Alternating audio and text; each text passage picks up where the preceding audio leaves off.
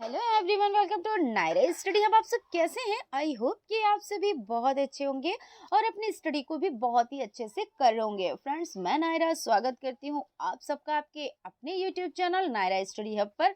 आज हम लोग क्या डिस्कस करने वाले हैं तो इस पे बात कर लेते हैं। तो आज हम लोग डिस्कस करने वाले हैं जो आपकी सीरीज हो जाती है पवन और आपका सब्जेक्ट हो जाता है सामाजिक अध्ययन का कक्षा शिक्षण, इस पर डिस्कस करेंगे। सो आप लोग वीडियो में लास्ट तक बने रहिएगा, वीडियो को बिल्कुल भी स्किप ना कीजिएगा क्योंकि हर एक चीज आप लोगों के लिए बहुत ही ज्यादा महत्वपूर्ण हो जाती है, ठीक है ना।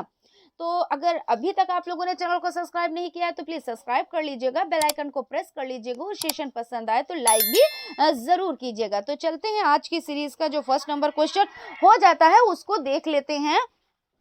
इसमें क्वेश्चन आपका हो जाता है, क्रेटर किसे कहते हैं? तो क्रेटर ज्वालामुखी में निर्मित शंकु के ऊपरी भाग को क्या कहा जाता है? तो क्रेटर कहा जाता है। और भूकंप किसे कहते हैं? भूकंप की तीव्रता मापने के लिए किसका प्रयोग किया जाता है?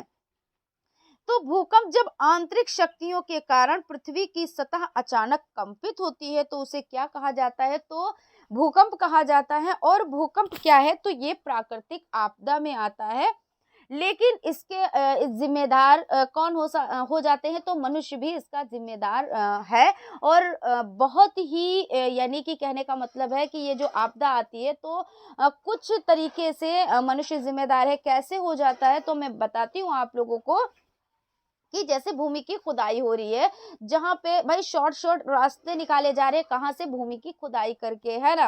और भूमि से ऐसी कोई चीज नहीं जो प्राप्त नहीं होती है, तो उसकी इतनी खुदाई हो रही है, इतनी खुदाई हो रही है जिससे क्या हो जाता है कि भूमि जो है वो कंपित होती है।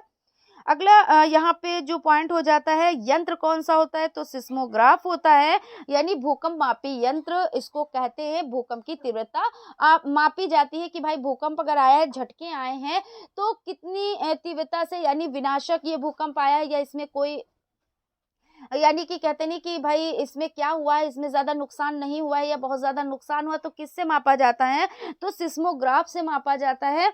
और अगर बात बात करें मापन की इकाई क्या है तो रिएक्टर स्केल हो जाती है। अगला क्वेश्चन है, अपशिष्ट किसे कहते हैं? तो अपशिष्ट का मतलब होता है जैसे आपने कोई चीज यूज की और उसके बाद उसमें जो पदार्थ बचता है तो वो क्या होता है? वो अपशिष्ट होता है। जैसे कारखानों से निकलने वाला या उपयोग करने के पश्चात जो चीजें क्या होती हैं, शेष बच जाती हैं, तो उनको क्या कहा जाता है? उनको अपशिष्ट पदार्थ कहा जाता है, ठीक है ना। अगला क्वेश्चन आपका है, ज्वालामुखी कितने प्रकार के होते हैं? तो मुख्यतः ज्वालामुखी 3 प्रकार के होते हैं। कौन कौन से होते हैं? तो सक्रिय ज्वालामुखी हो जाती है, प्रसुप्त ज्वालामुखी हो जाती है, सुषुप्त, या आप उसको शांत ज्वालामुखी भी बोल सकते हैं। तो इस लिहाज से कितनी हो गई? तो सक्रिय हो गई और प्रसुप्त हो गई और सुषुप्त हो गई, ठीक है ना। किस ज्वालामुखी को भूकंप सागर का प्रकाश स्तंभ कहा जाता है?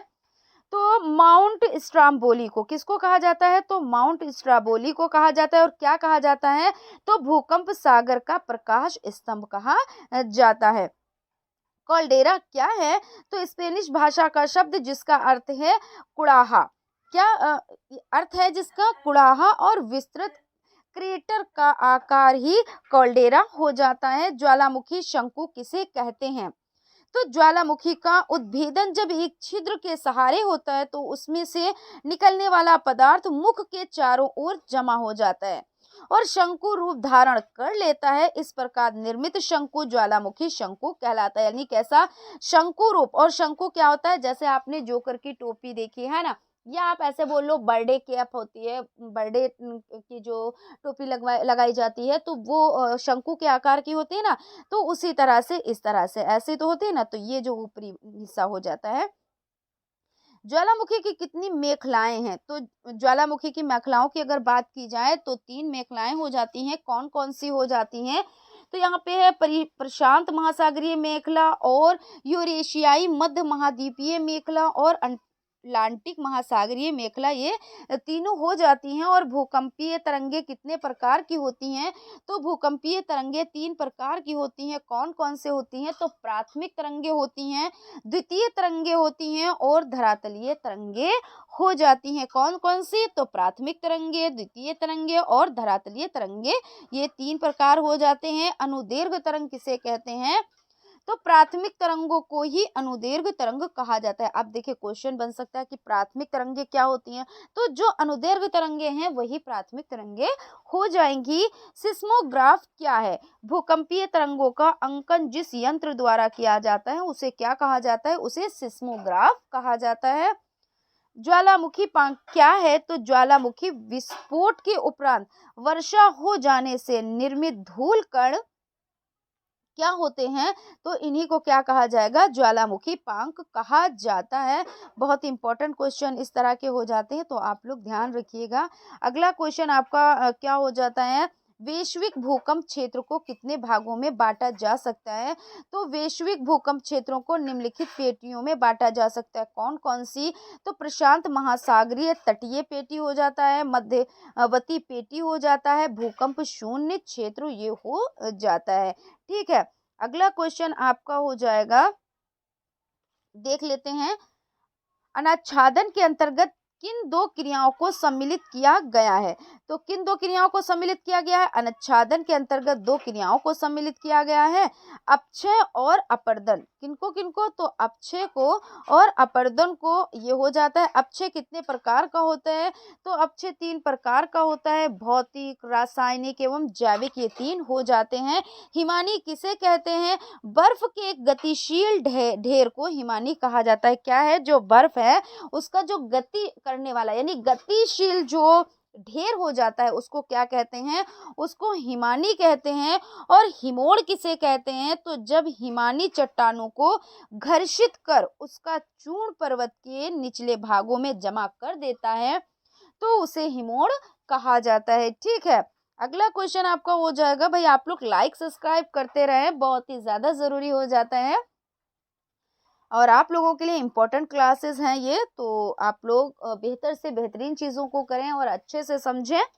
भूमिगत जल किसे कहते हैं? चट्टानों के छिद्रों और दरारों से होकर वर्षा का जल या प्रवाहित जल भूपृष्ठ के नीचे चला जाता है और इसे क्या कहते हैं? इसे भूमिगत जल कहते हैं। केनियन किसे कहते हैं? तो नदियों के गाज के वृहद रूप को केनियन कहते हैं। किसको कहते हैं? तो नदियों के गाज के वृहद रूप को केनियन कहते हैं। जलप्रपात किसे कहते हैं?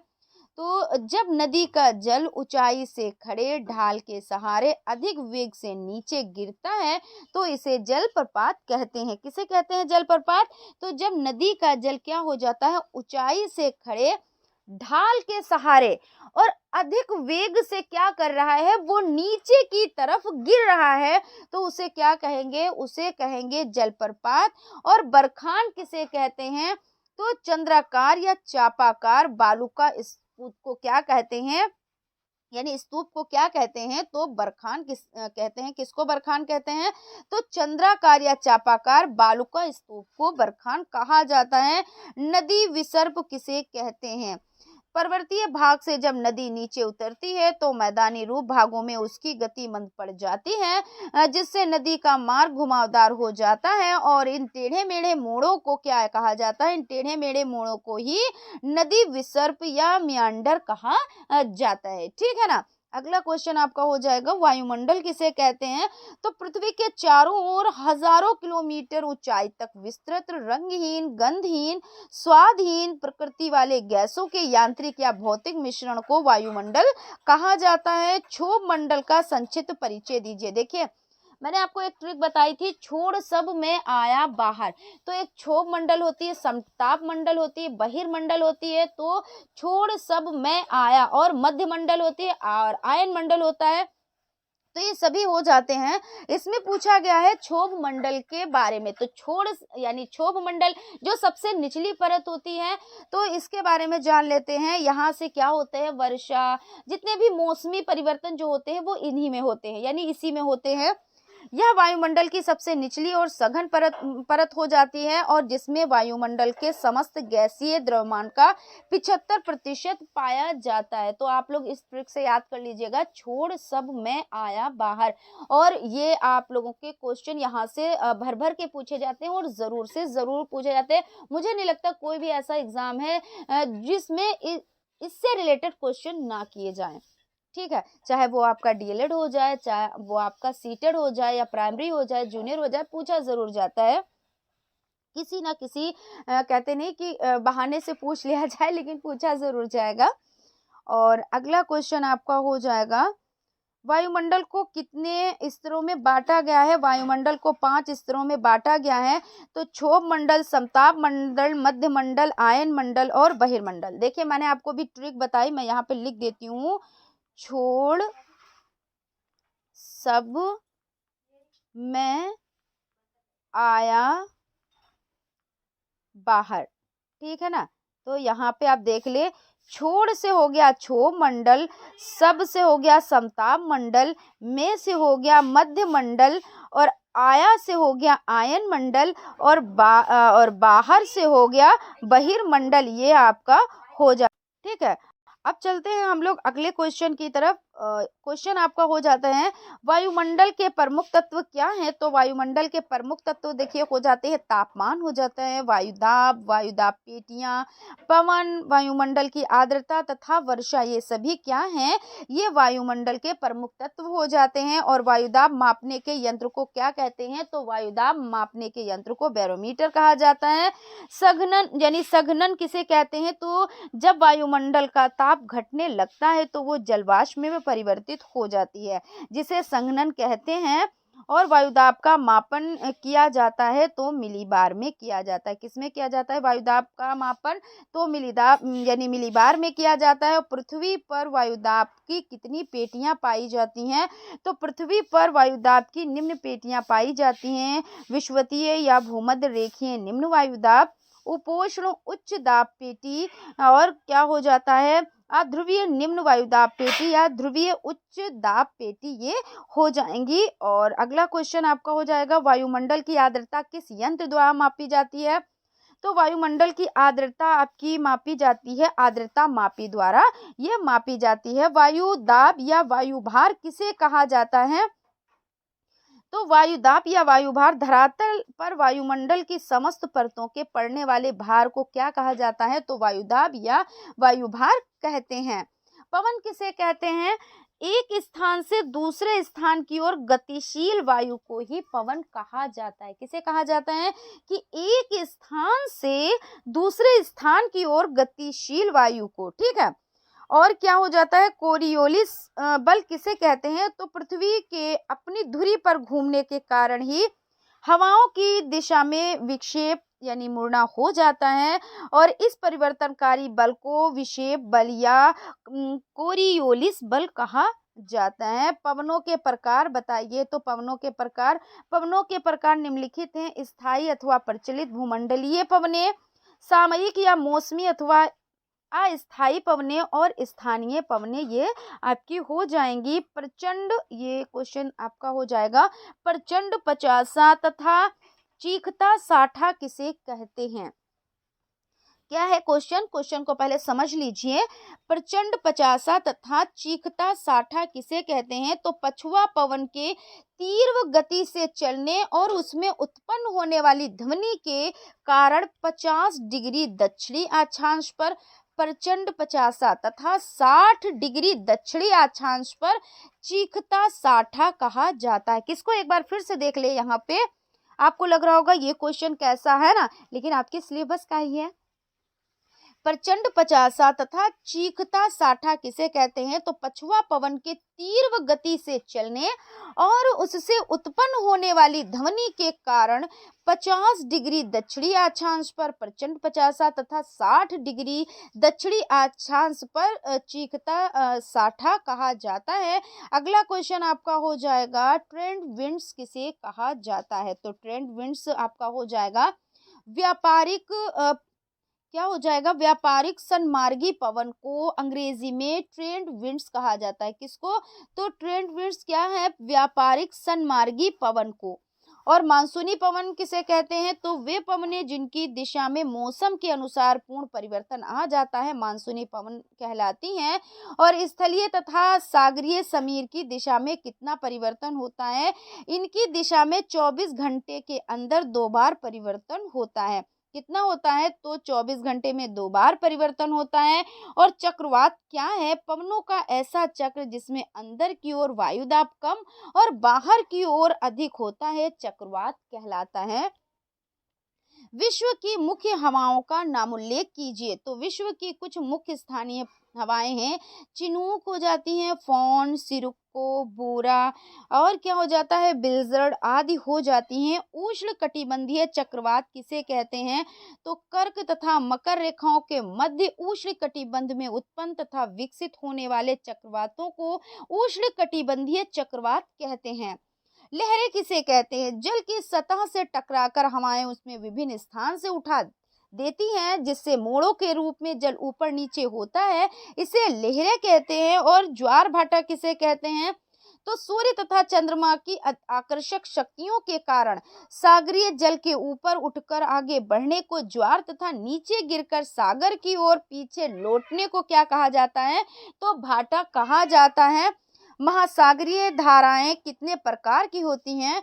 तो महासागरीय धाराएं दो प्रकार की हो जाती हैं। कौन कौन सी हो जाती हैं?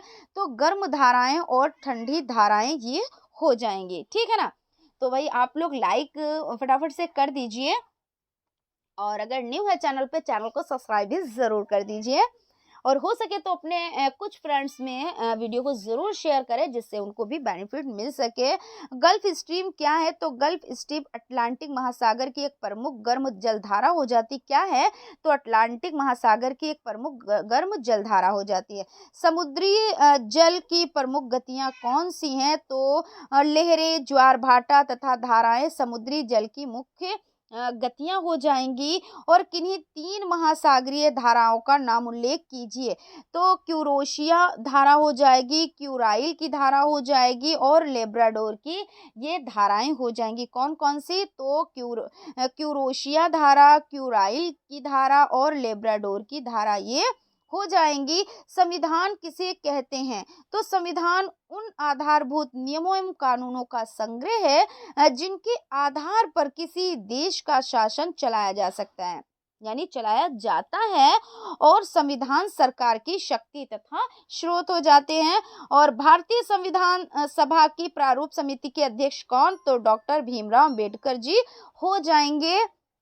भारतीय संविधान के निर्माण में कुल कितना समय लगा? तो संविधान के निर्माण में 2 वर्ष 11 माह और 18 दिन लगे। अच्छा, आप लोग ये क्वेश्चन बताइए कि डॉक्टर भीमराव अंबेडकर किस जाति के थे और उन्होंने चेंज करके कौन सा धर्म अपनाया था? ये आप लोगों के लिए होमवर्क हो जाता है। आप लोग कमेंट सेशन में ज़रूर कमेंट करके हमें बताइएगा कि जो मैंने 2 क्वेश्चन किए, और इस तरह से मैं 2 से 3 क्वेश्चन हर क्लास में लेकर आऊंगी। आप लोगों के लिए होमवर्क रहेगा, और जो आप लोगों के लिए बहुत ही ज़्यादा इम्पोर्टेंट क्वेश्चन हो जाएंगे। ठीक है ना?